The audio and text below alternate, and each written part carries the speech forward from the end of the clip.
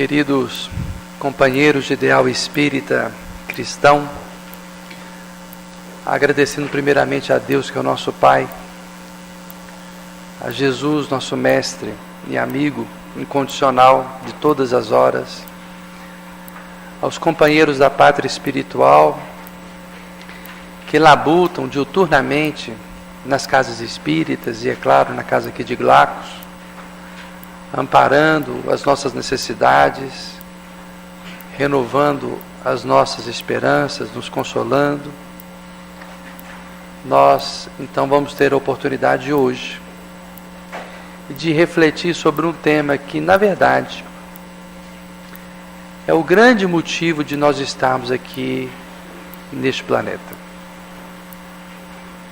Vida após vida, milênio após milênio, cá estamos nós, espíritos ainda recalcitrantes no mal, tentando aprender a lição do amor. É bem provável que nós, enquanto espíritos, já tenhamos assistido a muitas aulas de amor, sobre o amor, aqui na Terra e além. É bem provável que muitos espíritos, mentores, amigos, que acompanham a nossa trajetória ao longo do tempo, já entabularam conosco conversações amigas, trazendo-nos instruções e elucidações muito pertinentes a respeito desse tema. E acredito que muitos de nós, pelo menos em teoria, já conseguimos aprender alguma coisa desses conceitos sobre o amor. Mas, infelizmente, a distância entre a compreensão do amor e senti-lo profundamente nas fibras da alma, sentir a transformação que ele é capaz de provocar no nosso ser, ainda é muito grande. Ainda temos imensa resistência espiritual para nos rendermos completamente às vivências e às experiências deste amor divino, que é o objetivo de todos nós. Mas Deus compreende perfeitamente a nossa dificuldade, entende que é um processo de aquisição lenta e gradativa de cada um de nós, nos terrenos da experiência humana. O Evangelho segundo o Espiritismo afirma que no início os nossos espíritos possuem apenas instintos, que mais avançados na informação, no conhecimento, mas ainda corrompidos, nós adquirimos sensações. E que quando vamos evoluindo mais, essas sensações se transformam em sentimentos. E que o requinte do sentimento é o amor. Então nós vamos percebendo que nessa escala de esforços, trabalhos e aquisições espirituais, estamos em marcha progressiva para a conquista do amor. E quando nós alcançarmos esse estágio, certamente estaremos livres dos processos de recapitulação da dor, do sofrimento. Porque na equação divina da justiça, pela lei de causa e efeito, sofremos e sentimos a dor nas nossas almas proporcionalmente à nossa incapacidade de amar. Quanto mais distanciados do amor, mais dolorosa se torna a existência, mais angustiosa se torna a experiência humana. O objetivo, então, nosso é sublimar essas sensações, esses sentimentos, trabalhando no íntimo, para que nós possamos, então, desenvolver o germe latente que cada um de nós, invariavelmente, possui.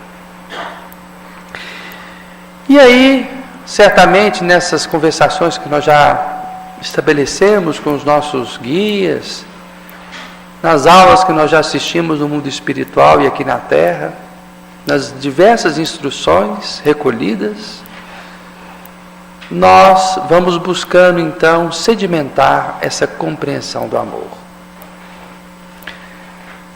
E como bons alunos, nós tentamos nos mirar em mestres. Mas nenhum mestre, nenhum ser se igualou a Jesus do ponto de vista da exemplificação do amor. Quando nós analisamos a vida do Cristo aqui na Terra, nós alcançamos um pouco do que esse amor representa. Nós poderíamos afirmar sem sombra de dúvida que do nascimento de Jesus, lá naquela manjedoura simples de palha, entre animais, até a sua despedida aqui da terra, no madeiro infamante da cruz, todos os seus passos, todas as suas palavras, todas as suas atitudes foram testificadas no ambiente do amor sublime. Não teve uma única atitude de Jesus, não teve uma única palavra de Jesus que não tenha sido vivenciada nesse sentimento sublime do amor. Por que então nós temos tanta dificuldade, ainda hoje, de compreender a lição e a lei do amor? Vamos pegar alguns exemplos para ver se nós conseguimos entender isso. Jesus, já desencarnado, quando se encontra com Paulo, ainda denominado Saulo, na estrada de Damasco, o que estava acontecendo ali, naquele momento?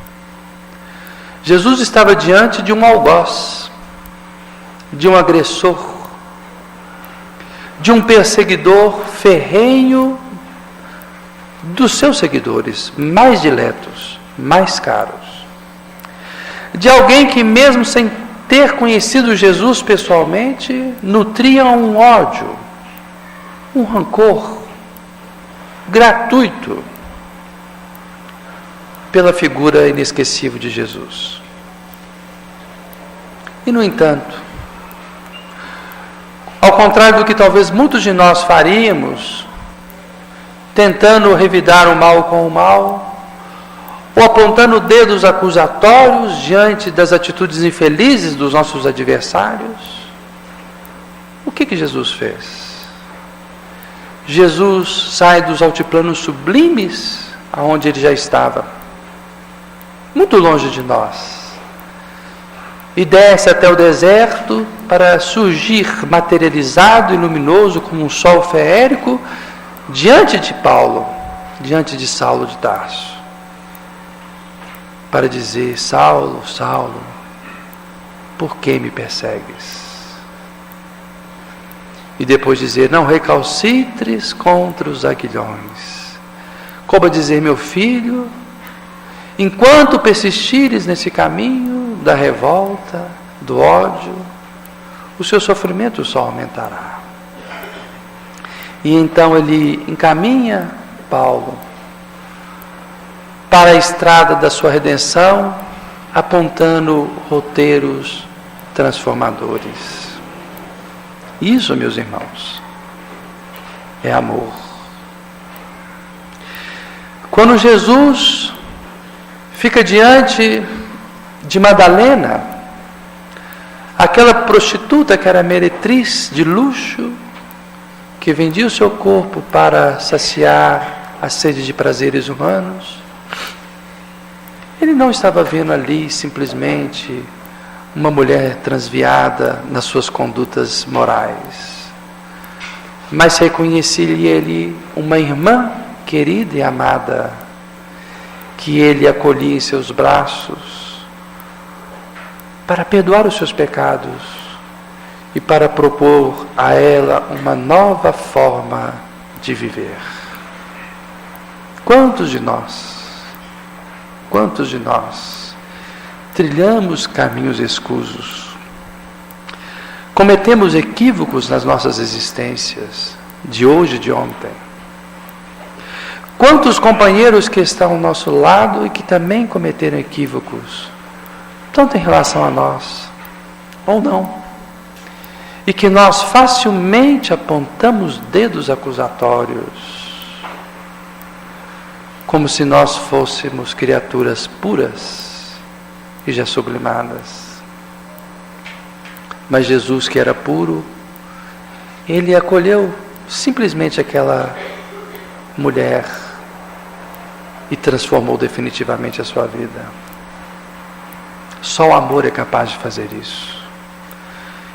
Igualmente, diante da mulher adúltera, Ele tem a mesma atitude de não condenar a criatura caída, falida, mas de fazê-la repensar sobre a atitude equivocada, sobre o caminho que estava trilhando. Quando Jesus se aconchegava aos doentes, dos mais variados matizes, que padeciam da dor da carne, seja através do reumatismo, da paralisia, da cegueira, da surdez, ou com a carne corrompida pela lepra, Ele se achegava a cada um deles, perguntando: o que queres que te faça, meu irmão? E ouvindo o apelo simples e às vezes sincero, mas cheio ainda de ignorância, solicitando a cura do corpo, Ele gentilmente proporcionava àquelas criaturas o alívio das suas dores, mas alcançando e transcendendo a compreensão daquelas próprias criaturas, advertia: vá, mas não tornes a pecar, para que não te aconteça algo pior. Jesus sabia do erro de cada um ali, compreendia perfeitamente qual era o mecanismo que engendrara a enfermidade de cada um que lhe buscava o concurso fraternal. Mas ali Ele não acusava ninguém, Ele não humilhava ninguém, Ele simplesmente perguntava o que aquela criatura queria e oferecia o melhor. A caridade, meus irmãos, ela não humilha, ela não oprime, ela não machuca, ela simplesmente alivia as dores, ampara e socorre. E a caridade é o amor em ação. Tem muita gente que confunde caridade com esmola, com dar moedas, com dar roupas, com dar aquilo que nos sobra, aquilo de que não necessitamos, aquilo que temos em excesso. E às vezes nós nos vangloriamos dessa atitude, como se estivéssemos fazendo algo extraordinário, porque estamos distribuindo as sobras. Mas a caridade verdadeira é aquela em que damos de nós mesmos. É quando nos sacrificamos. É quando retiramos aquilo que nos faz falta às vezes. É quando nós nos doamos sinceramente, integralmente, para aqueles que estão à nossa volta. Jesus teve muitas situações em que Ele mostrou um amor não só generoso, mas um amor amigo. Quando nós recordamos da figura inesquecível de Lázaro, por exemplo, Jesus nutria uma profunda amizade por ele. E quando ele ficou sabendo, através da notícia que recebera, que ele estava muito doente, obviamente através dos seus poderes psíquicos avançados, ele compreendera que Lázaro estava prestes a desencarnar. Mas ele sabia da necessidade daquele processo, daquele testemunho. Chorou diante da dor iminente da perda, mas soube igualmente consolar as criaturas e inflar-lhes a fé. E chegando até lá, como todos nós já sabemos, ele ressuscita Lázaro através da infusão poderosa dos seus fluidos revitalizantes, tirando-o da letargia profunda em que o corpo já estava entrando em estado de decomposição. Essa mesma amizade ele dá testemunho diante de Marta, de Maria, as irmãs dele, nas suas visitações fraternas ao lar, assim como para a sogra de Pedro, assim como para aquelas criancinhas que ele tão singelamente pede que deixe vir até o seu regaço, para atraí-las até o seu colo, acariciá-las e ofertar-lhes o afeto fraternal. O amor tem dessas expressões singelas, dessas expressões suaves, da amizade sincera, do carinho, do afeto também. E Jesus soube externar cada uma delas. Jesus foi muito além. Nós temos um exemplo inesquecível dele também testemunhando este amor. Conta Humberto de Campos, através de uma crônica que está no livro Boa Nova, que quando Jesus estava nos últimos suspiros de vida, lá na cruz, nos momentos finais que prenunciavam o seu desencarne, a sua libertação, foram se achegando até ele alguns anjos que rasgaram os céus para escutar o que o mestre, o que o governador da terra desejava naquele instante. Então conta poeticamente Humberto de Campos que anjos de melodias, da música, entoavam cânticos celestes, como que para receber Jesus nos planos divinos. O anjo da justiça anotava minuciosamente cada um dos envolvidos naquele ato, para que ficasse registrado perante a eternidade e perante a consciência de cada um as responsabilidades devidas. Um anjo amigo pesava-lhe as feridas, amenizando-lhe as dores do corpo, para que ele sofresse menos.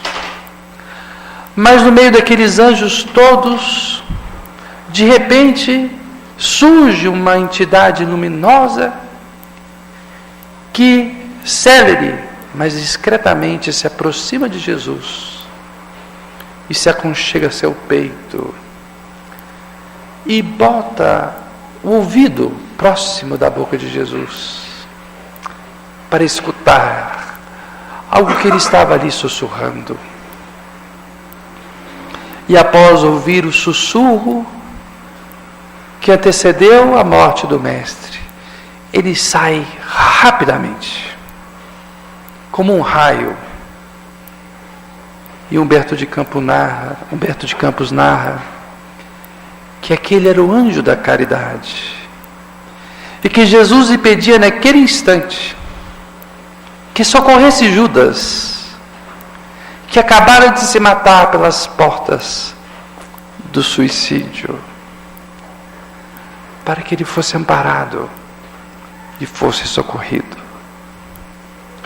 Jesus, no momento extremo de dor profunda da alma e do corpo, lembrava-se do companheiro que o traíra, que traíra a sua confiança. Aquele mesmo companheiro que convivera com ele aqueles 3 anos, na condição de apóstolo, próximo, e que ali estava em processo de profunda amargura e angústia, não tolerando a própria dor e escapando covardemente da vida. Compreendem, meus irmãos, a grandeza do amor? O amor, ele esquece dos próprios interesses, esquece da própria dor, esquece das próprias necessidades para olhar para o outro. Coloca sempre o outro em primeiro lugar e a vontade de Deus acima de todas as coisas. O maior prazer que o amor sente é de doar-se incessantemente, intensamente, tanto quanto ele possa doar. Por isso que é tão diferente do egoísmo, porque o egoísmo dá-nos a sensação de que nós precisamos conservar, acumular, porque temos a impressão de que vai nos faltar alguma coisa. Porque a criatura egoísta pensa sempre em si em primeiro lugar, no seu interesse, nos seus objetivos, nos seus desejos, nas suas necessidades. E curiosamente, por mais que ele amontoe, por mais que ele conserve, há sempre a sensação de vazio e a necessidade de buscar cada vez mais, porque nunca se sacia. Sabem por quê, meus irmãos? Porque só o amor mata a fome do espírito. O amor é o pão divino, a água da vida eterna, que nós tão ansiosamente desejamos comer e beber. É aquela água que Jesus disse: se beberes dela, jamais tereis sede novamente. E no entanto nós estamos aqui comendo e bebendo, nos vestindo e nos preocupando com as coisas materiais todos os dias, e cada vez mais angustiados, cada vez mais frustrados, cada vez mais tristes, deprimidos, ansiosos, com a sensação de desamparo, de solidão, porque esse é o resultado do egoísmo, esse é o resultado do orgulho. Quem ama, nunca se sente sozinho. Sabe por quê? Porque ele está sempre indo em direção ao próximo. Ele não está preocupado em receber alguma coisa de retorno. Ele sente o prazer de doar-se para o seu semelhante. Então ele jamais está sozinho, porque ele está sempre cercado de uma multidão de necessitados, de pessoas que precisam do seu amparo, precisam do seu socorro, precisam da sua fraternidade, da sua caridade. E nós ainda não compreendemos essas coisas. Nós ainda estamos nos ciclos viciosos do egoísmo, buscando sempre em primeira mão aquilo que nos interessa. E aquilo que sobra, quando sobra, se nos lembramos, nós compartilhamos as migalhas que nos restam. Jesus, quando multiplicou os pães para a multidão, tinha alguns pedaços de pães, alguns peixes, que não dariam nem para os próprios apóstolos, talvez. E, no entanto, diz o Evangelho, que ele alimentou uma multidão de 5.000 pessoas, e vários cestos, abarrotados de pães e peixes, sobraram, após cada um se fartar e se saciar. Como isso é possível? Como é possível o milagre da multiplicação de pães e peixes para alimentar as multidões famintas? Parece-nos que o problema da fome ainda inquieta as mentes humanas até hoje. E quando nós analisamos que as produções nos campos estão sempre aumentando e batendo recordes, nos perguntamos, por que falta alimento à mesa das pessoas? Por que tanto desperdício?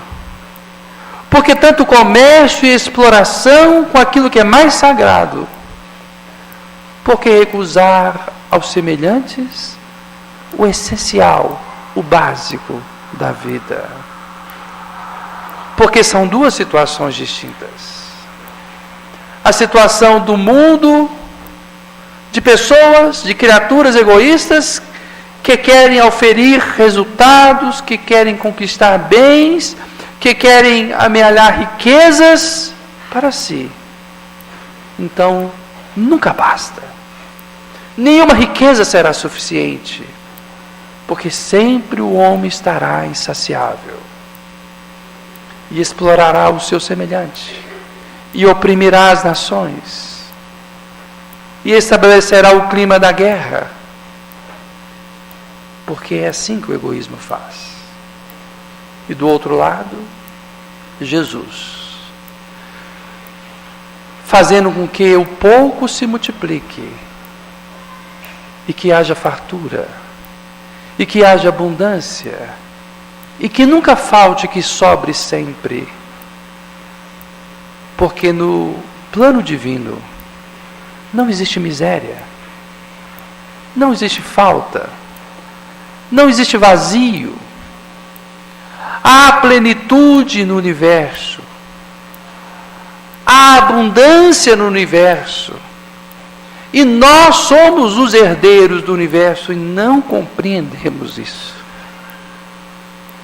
Ainda agimos como filhos pródigos, que gastam, que abusam daquilo que recebem, desperdiçando valiosos recursos e energias, vida após vida, e depois se vêm comendo bolotas de porcos, passando fome, porque esquecem-se da sua origem divina. Ainda não fizemos o nosso caminho de retorno ao Pai. É por isso que estamos aqui.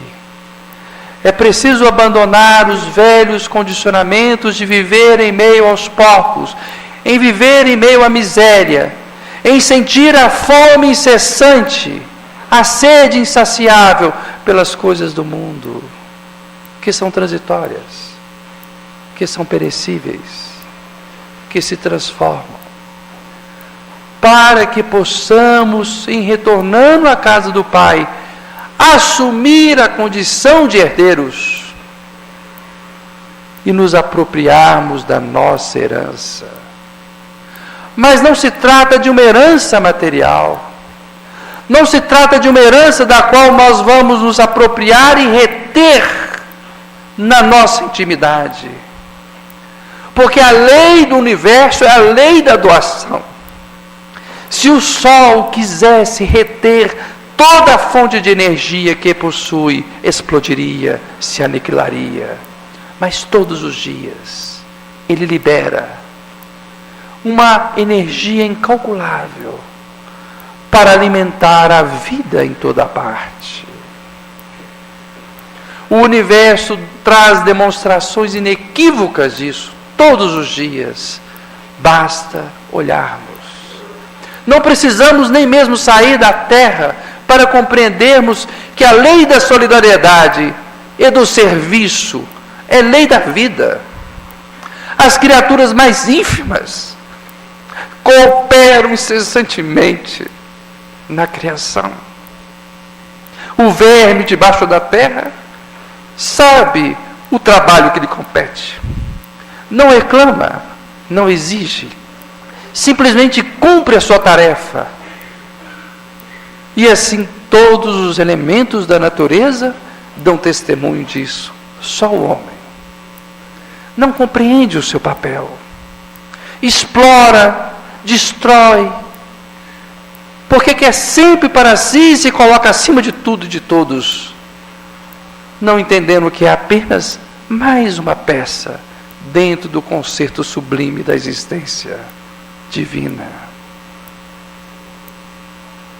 Tal a nossa incompreensão sobre a lei do amor, a nossa incapacidade de sentir o amor nas fibras profundas do nosso ser. E aí, obviamente, nós estabelecemos separação entre nós. Porque no egoísmo, eu me separo do outro. Eu sou uma personalidade que não me integro dentro do concerto da vida. E me separando do outro, eu estabeleço barreiras. Eu estabeleço distâncias. Eu estabeleço diferenças. Eu alimento preconceitos. Eu assumo atitudes competitivas, exploratórias, opressoras. Porque não reconheço no outro um semelhante. Eu não vejo que o outro é igual a mim. Que o outro tem os mesmos direitos que eu. Que talvez aquele que está hoje ali na rua, na sarjeta, serei eu amanhã em uma outra existência. Ou já fui em uma outra existência. Que as posições do mundo também são transitórias. Se hoje estou médico, carpinteiro, lixeiro, tudo isso é transitório, tudo isso é para aquisição de experiências. Isso não me torna melhor do que ninguém. Não me coloca acima de nenhuma criatura humana. Não me faz detentor de privilégio algum. E não vai me colocar diante do Criador na condição daquele que pode exigir o que quer que seja. Todos vamos passar por diversas experiências até aprendermos as lições da humildade, da tolerância. Essa tolerância que falta em todos os campos da vida por falta de amor. A tolerância política, a tolerância racial que não possuímos, a intolerância que graceja em todos os setores da vida, alimentada pelo nosso orgulho, pela nossa ignorância. O amor é a fonte fecunda do saber, a fonte fecunda da vida, a fonte fecunda da felicidade. As pessoas dizem buscar a felicidade e parecem treslocadas, buscando a felicidade onde ela jamais existiu, porque confundem a alegria, prazer, com felicidade. O prazer pertence aos sentidos. Lembram-se, no início o homem tem instintos, mais corrompido tem sensações, algo mais instruído adquire sentimentos, e o requinte do sentimento é o amor. Mas nós estamos ainda no plano das sensações físicas. Sentimos prazer em beber um vinho, em comer uma comida sofisticada, em vestir uma roupa de marca, em ter a sensualidade. E assim achamos que esses breves momentos de alegria fugidia representam a felicidade que almejamos. E aí o homem se mata de trabalhar. Às vezes mata o próximo, fere o próximo para conquistar esses objetivos e depois percebe que termina a vida em solidão profunda, em angústia, em sofrimento, enfermo, desiludido, com uma sensação tremenda de vazio e morrendo de medo da morte, vendo a morte como um algoz terrível que está ali para ceifar-lhe definitivamente as últimas gotas de esperança. Meus irmãos, a felicidade não pertence ao plano das experiências sensoriais transitórias do corpo.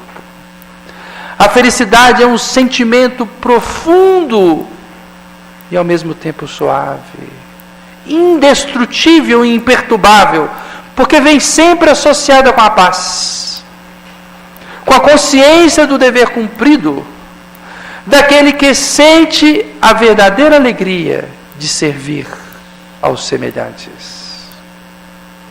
Só o amor confere esse sentimento de felicidade.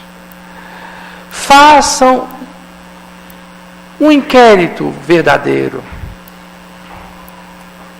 Tentem auscultar as vossas almas para identificar quais foram os momentos de real felicidade que vocês tiveram aqui no mundo até hoje. Aquela felicidade que traz uma paz, uma leveza de espírito, uma tranquilidade, ainda que por alguns momentos. Mas que vocês conservam, sempre que se lembram disso, uma sensação suave e doce de plenitude e de conexão com a vida. E vão reconhecer que foram os momentos em que vocês se doaram, em que vocês sacrificaram os seus interesses, em que vocês se dedicaram ao próximo sem esperar reconhecimento e recompensas. Foram estes momentos que trouxeram para cada um de vós a verdadeira felicidade. Fazemos isso costumeiramente, por exemplo, com os nossos filhos, com os nossos pais, com os nossos irmãos, com os nossos amigos. Mas ainda são raros estes momentos. Ainda não fazem parte do nosso cotidiano. Ainda não temos o hábito, o condicionamento de amar as criaturas. E é por isso que Jesus, reconhecendo a nossa dificuldade, sintetizou todas as leis, todas as profecias, em um único mandamento. Amarás ao Senhor teu Deus de toda a tua alma, de todo o teu coração, de todo o teu ser, e ao próximo como a ti mesmo.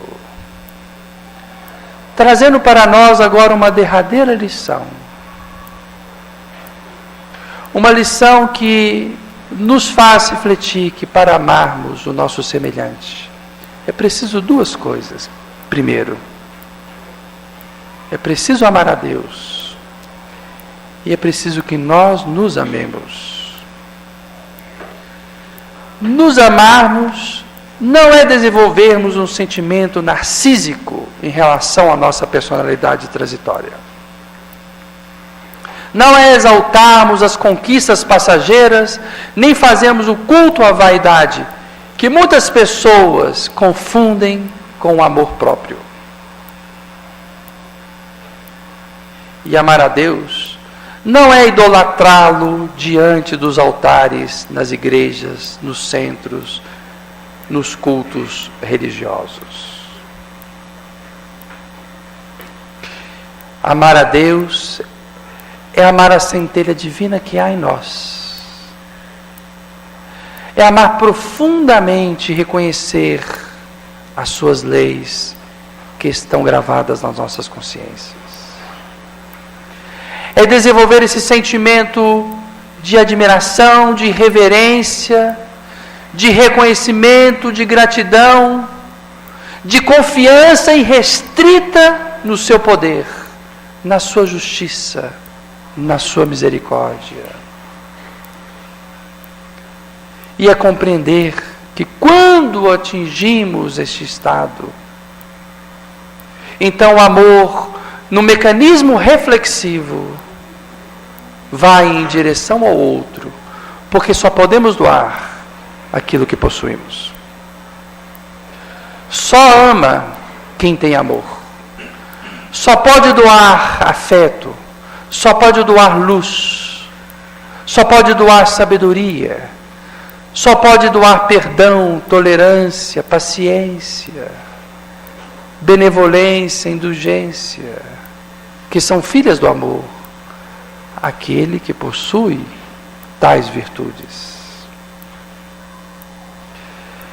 Esse é o nosso propósito da existência. É para isso que cada um de nós está aqui. Eu não poderia deixar de recordar um outro exemplo muito significativo do Evangelho que Emmanuel, no livro Paulo e Estevão, nos trouxe e que para mim é um dos maiores exemplos de amor que existe.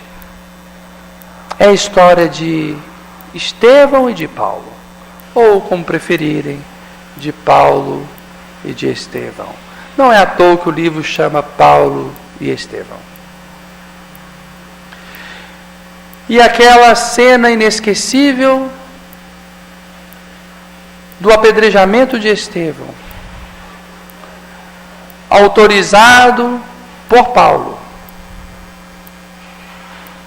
Quando então depois, nas agonias dos estertores prenunciantes da morte, Paulo reconhece que aquele Estevão era o mesmo Abigail, irmão da sua amada noiva, e que ele estava ali matando, assassinando impiedosamente, através de um julgamento que não fora nada justo. Estevão chega para o seu algoz, morrendo, diante da sua irmã, e perdoa Paulo. Não só perdoa, mas pede que Paulo ampare Abigail, continue amando-a. E se não bastasse, quando é recebido do outro lado por Jesus, pessoalmente por Jesus, de joelhos, ele pede ao Cristo que lhe conceda a oportunidade, a bênção de reconduzir Paulo para Cristo. E daquele momento em diante, dedica lá no mundo espiritual a sua vida para amparar, instruir, orientar e assistir ininterruptamente Paulo em seus trabalhos redentores. Muitos de nós estamos recebendo nos seios das nossas famílias os nossos antigos adversários,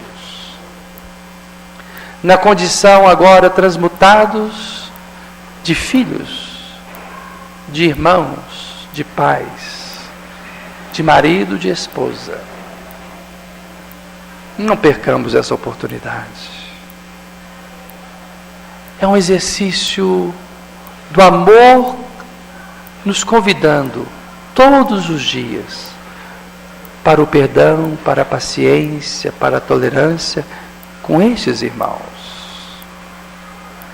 Aproveitemos no seio das nossas famílias, na intimidade dos nossos lares, a lição do amor que nos é endereçada. Porque se não amarmos aqueles que estão ao nosso lado, que são o nosso próximo mais próximo, como almejamos desenvolver o sentimento sublime do amor indistinto e imensurável por todas as criaturas do universo? Um dia, a família humana, a família universal será a nossa família, mas até lá, temos o desafio, temos o propósito de aprender a amar as criaturas que estão ladeando conosco aqui na vida. Até lá, esse é o nosso esforço, esse é o nosso propósito. É muito fácil amar por alguns minutos o ser que está distante de nós e que simplesmente cruza os nossos caminhos e não representa desafio para o nosso egoísmo, para o nosso orgulho, para a nossa vaidade.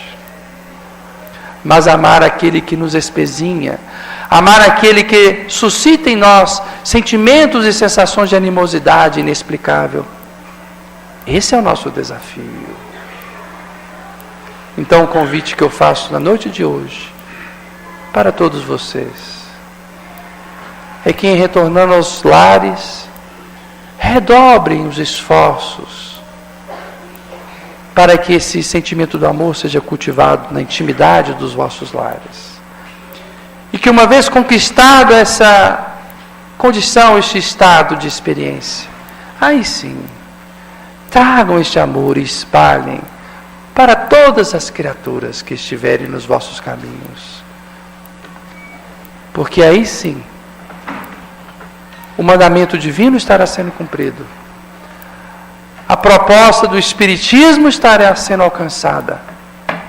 E o ideal sublime de Jesus concretizado nos nossos corações. Que o amor permaneça em cada coração. Muita paz.